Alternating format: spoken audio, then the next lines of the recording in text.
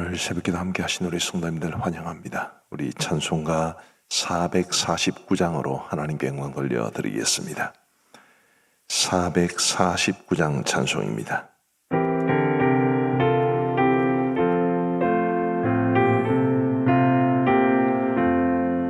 예수 따라가며 복음 순종하면 우리 행할 길 환하겠네.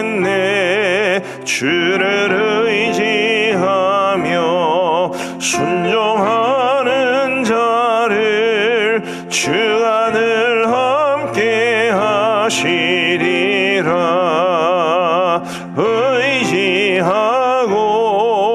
순종하는 길은 예수 안에 즐겁고 복된 길이로다. 해를 당하거나 우리 고생할 때 주가 위로해 주시겠네. 주를 의지하며 순종하는 자를 주가 안위해 주시리라. 의지하고 순종하는 길은 예수 안에 즐겁고 복된 길이로다. 남의 짐을 지고 슬픔 위로하면 주가 상급을 주시겠네.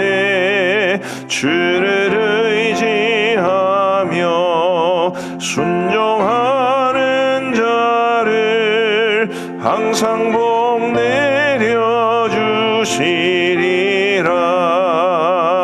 의지하고 순종하는 길은 예수 안에 즐겁고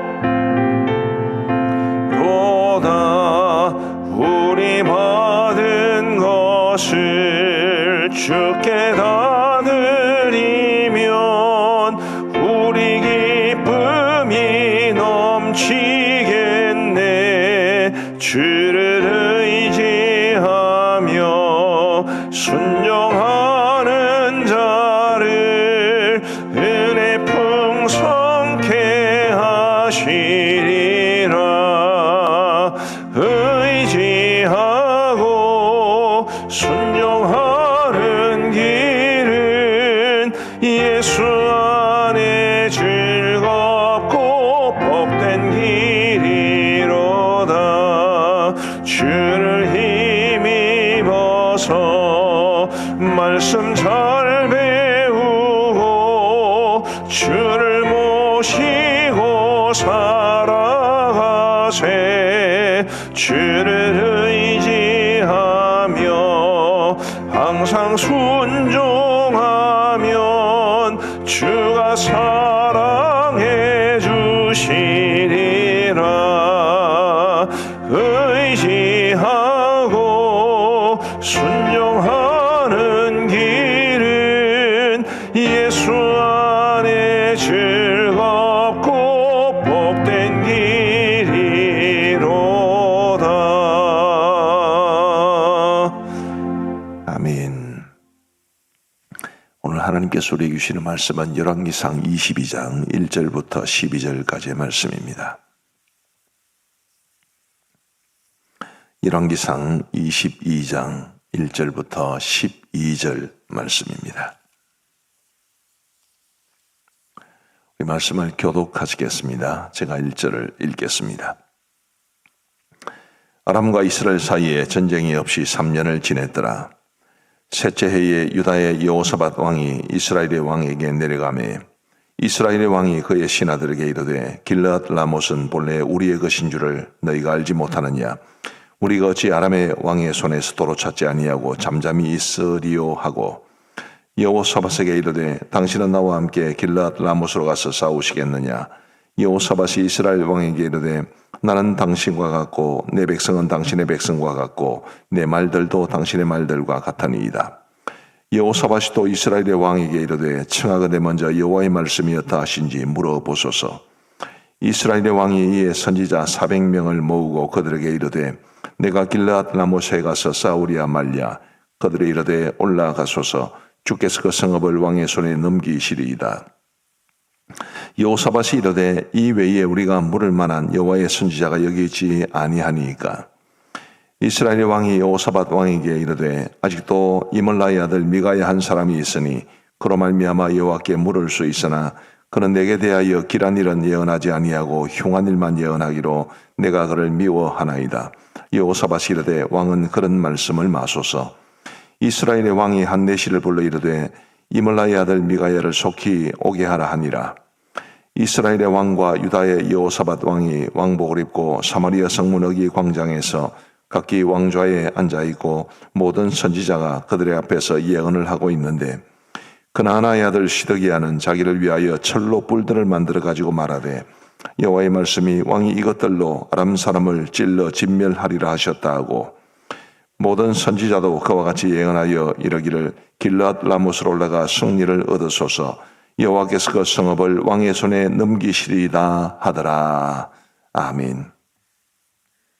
이제 드디어 열왕기상의 마지막 장에 이르게 되었습니다. 열왕기상 22장은 아합 왕의 죽음으로 끝이 나는데 그 아합 왕이 죽게 된 계기가 이제 북이스라엘과 남유다가 함께 손을 잡고 이 길르앗 라못이라고 하는 도시를 이 아람 사람의 손에서 빼앗는 그 전투의 과정에서 이제 아합이 죽게 됩니다.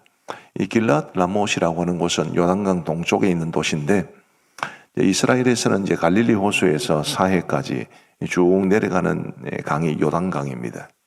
근데 요단강의 이 동쪽에서 이렇게 합류하는 작은 강들이 몇 개가 있습니다. 대표적으로 야복강이 그런 강이고요. 또 그중에 야르묵강이라는 강이 있는데 그 야르묵강의 인근에 있는 도시가 바로 길르앗 라못입니다. 그래서 이 아합 왕이 원래 이스라엘이 차지하고 있었던 이 길르앗 라못이 그 당시에는 아람 왕에게 넘어가 있는 상태였기 때문에 이제 그 땅을 되찾자 그렇게 여호사밧 왕과 함께 마음을 같이 해서 그 도시를 치려 하는데 이 여호사밧은 아합 왕과는 달리 굉장히 경건한 왕이었습니다. 그래서 그가 아합 왕에게 뭐라고 말을 하느냐 하면 5절 말씀을 한번 보십시다. 여호사밧이 또 이스라엘의 왕에게 이르되 청하건대 먼저 여호와의 말씀이 어떠하신지 물어보소서.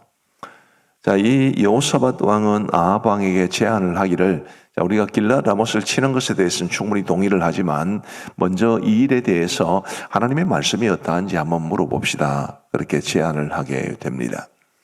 지금 우리가 살아가는 이 시대와는 달라서 구약시대에는 이제 하나님의 선지자들을 통해서 혹은 우림과 둠밈을 가진 여호와의 제사장을 통해서 하나님의 말씀을 받아서 그 말씀대로 순종하는 것이 일반적이었습니다.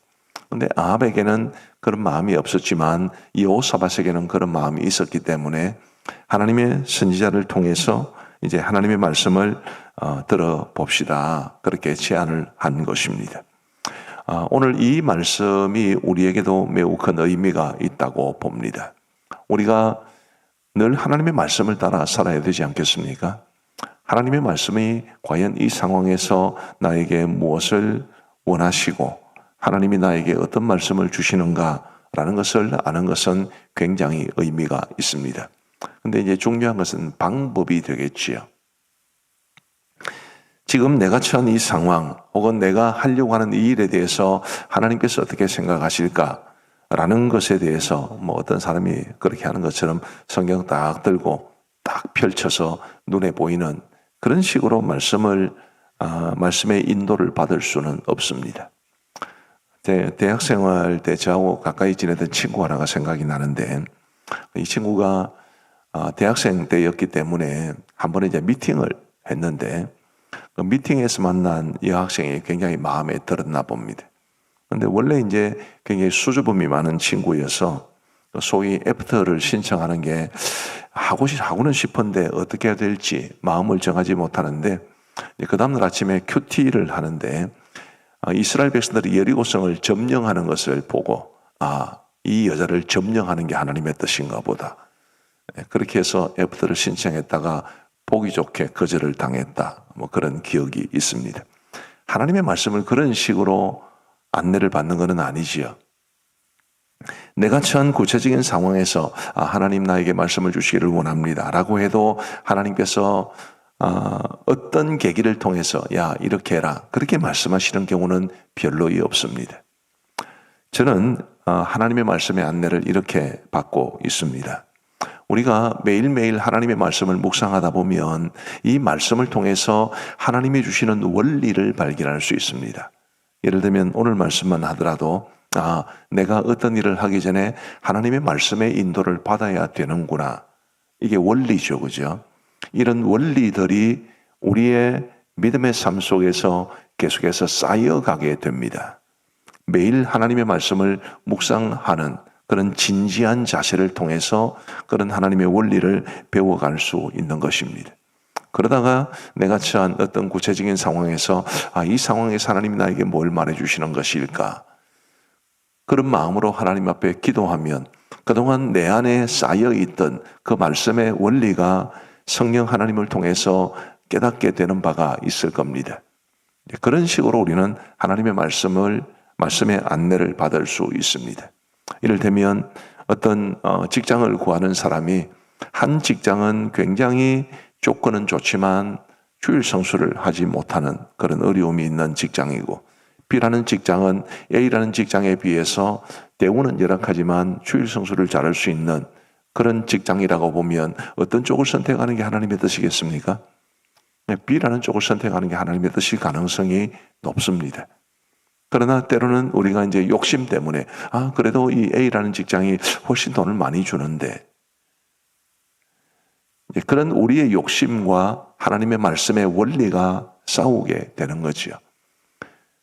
기도하면서 그래도 아무리 조건이 좋아도 그래도 하나님이 기뻐하시는 길이 아니라면 포기할 수도 있어야 할 텐데, 그런 방식으로 우리는 하나님의 말씀의 원리를 따라 살 수 있습니다. 우리 예수님께서 사탄에게 3가지 시험을 받을 때도 똑같이 하신 것 아니겠습니까? 말씀이 예수님의 삶 속에, 마음 속에 쌓여 있었기 때문에 마귀가 시험을 했을 때 우리 예수님이 그 마귀를 하나님의 말씀으로 물리치실 수 있으셨습니다. 그 상황, 그때의 상황에 합당한 말씀을 이제 적용하시게 됨으로써 사탄의 시험을 물리칠 수 있었는데, 그런 것처럼 우리 성도님들이 늘 하나님의 말씀을 가까이 하시고 그러면서 말씀의 원리를 배워나가시고 쌓아가시기를 바랍니다.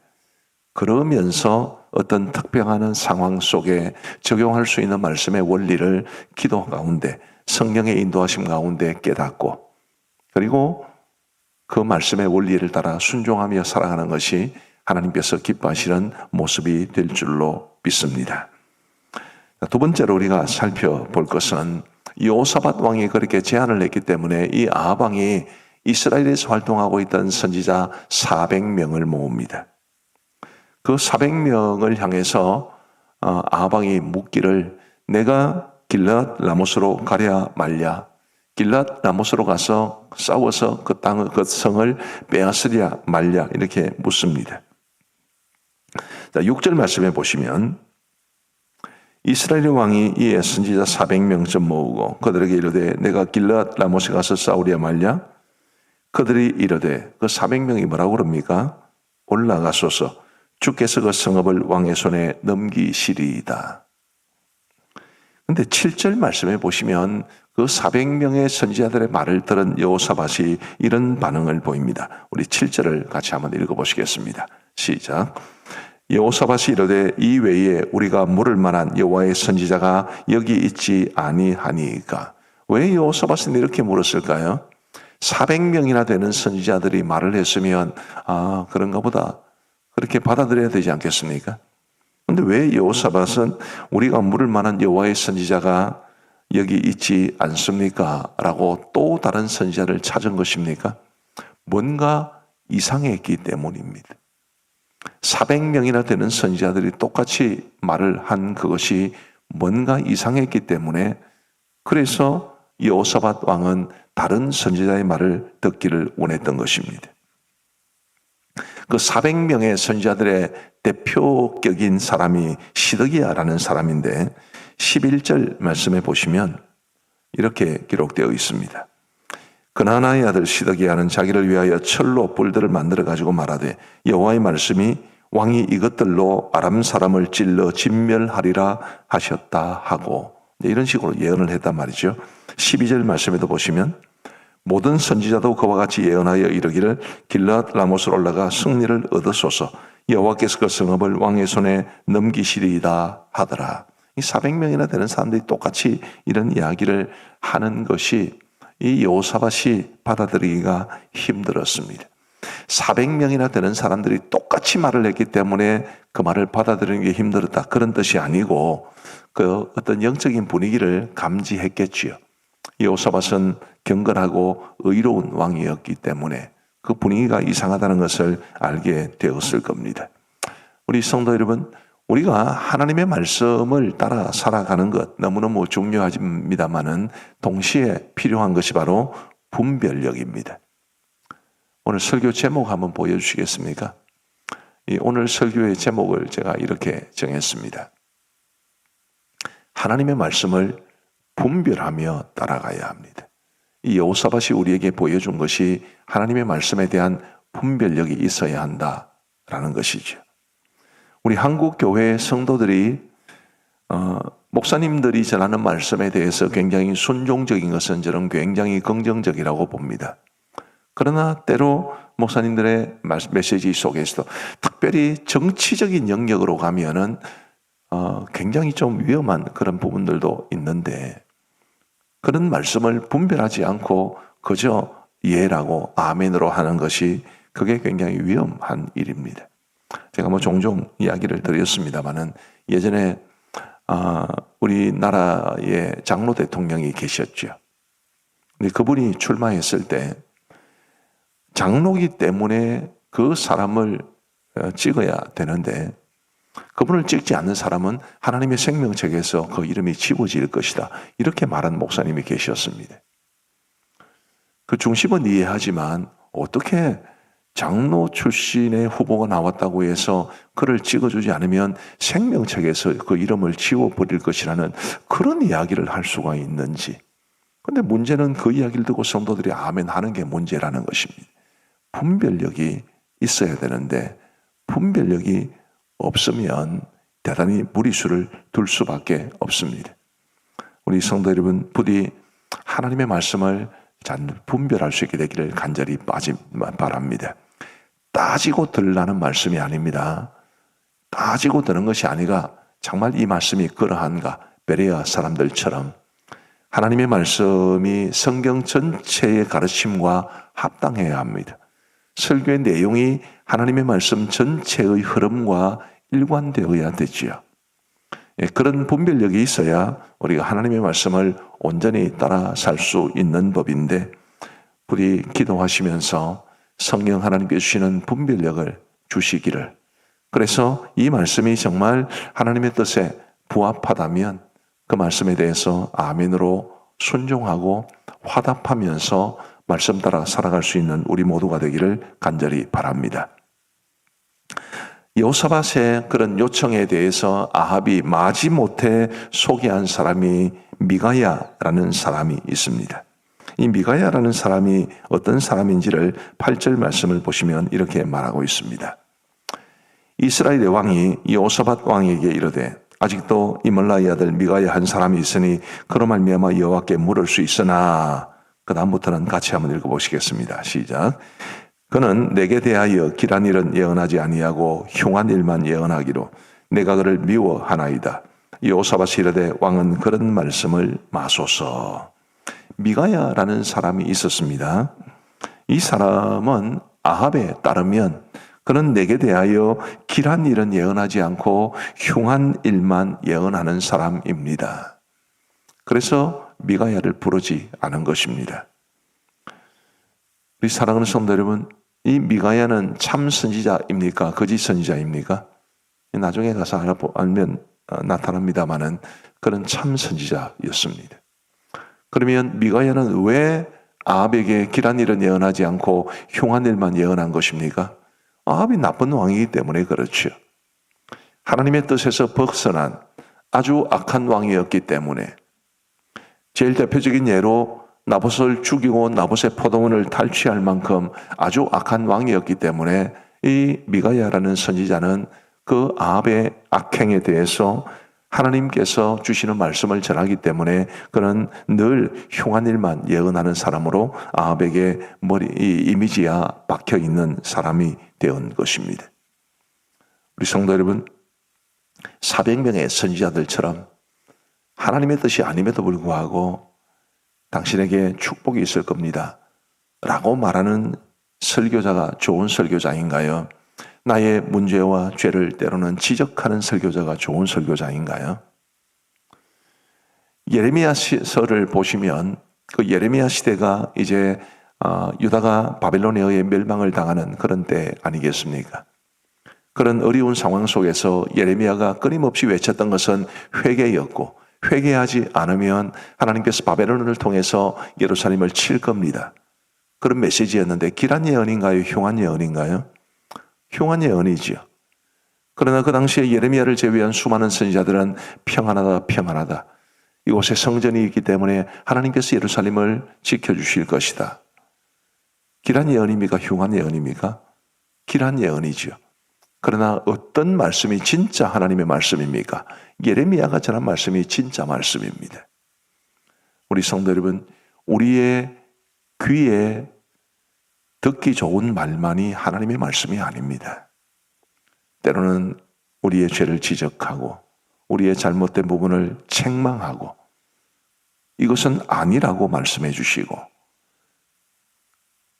바른 말씀이 좋은 말씀이지 듣기 좋은 말씀이 하나님의 바른 말씀이 아닙니다. 몸에 좋은 약이 입에는 쓰다는 말씀처럼 우리 하나님의 말씀이 때로는 나에게 정말 가슴 아프게 들려온다 할지라도 그래도 그런 말씀이 오히려 더 참된 하나님의 말씀인 경우가 많기 때문에 우리 성도들께서 정말 어떤 말씀이 하나님의 바른 말씀인가를 분별할 수 있는 그런 거룩한 안목을 가지고 살아갈 수 있게 되기를 간절히 바랍니다. 기도하시겠습니다.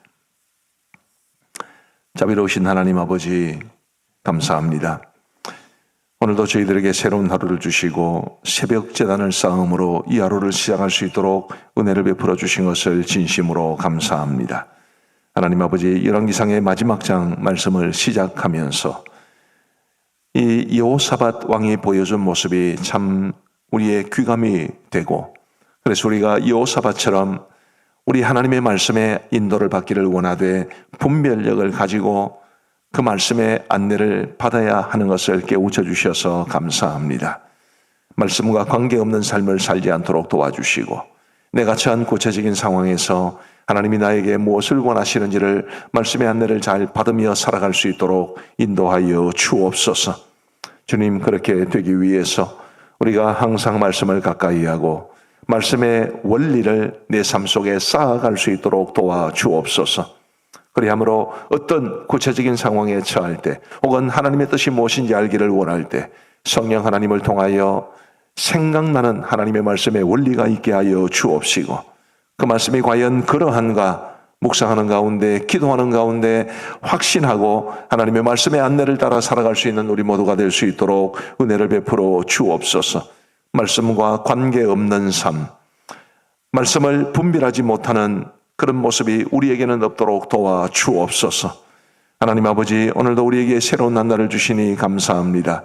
우리 모든 성도들이 오늘도 우리 하나님의 은혜 가운데 살아갈 수 있도록 도와주옵소서. 우리의 삶의 무거운 짐들은 주님께 맡기고 주님이 주시는 참된 위로를 경험하는 가운데 우리의 눈에서 눈물을 닦아주시고 우리의 한숨을 찬양으로 바꾸어주시는 하나님의 놀라운 종이 오늘도 우리 가음정교회 모든 성도들의 삶 속에 임하게 하여 주옵소서. 아버지 하나님, 오늘도 구름 기둥과 불 기둥으로 이스라엘 백성들의 광야 생활을 지켜주셨듯이 우리 성도들을 성령의 인도하심 가운데 지켜주셔서 갑작스러운 사고나 질병이 우리 성도들을 공격하지 못하도록 주님께서 막아 주옵소서. 은혜와 평강을 누리는 복된 하루가 될 수 있도록 도와주옵시고, 우리 가음령 교회를 지켜주시며 우리 모든 성도들의 가정을 하나님께서 돌보아 주옵소서. 우리 원로 목사님을 비롯한 모든 파송 선교사님들과 협력 선교사님들, 협력교회와 협력기관들, 우리 교회가 입양한 4개의 미전도 종족들, 우리 양곤 그레이스 신학교 기억하여 주옵시고, 언제나 우리 하나님의 뜻이 이루어지고 하나님의 은혜를 누릴 수 있도록 인도하여 주옵소서. 아버지 하나님, 이제 우리가 개인적으로 기도하는 시간을 갖습니다. 우리의 기도에 귀 기울여 응답해 주시기를 간절히 원하옵고, 우리 가음령교에 속한 모든 목장들도 주님께서 돌보아 주옵소서. 감사하오며 예수님 이름으로 기도하옵나이다. 아멘. 이제 우리 개인적으로 기도하시겠습니다.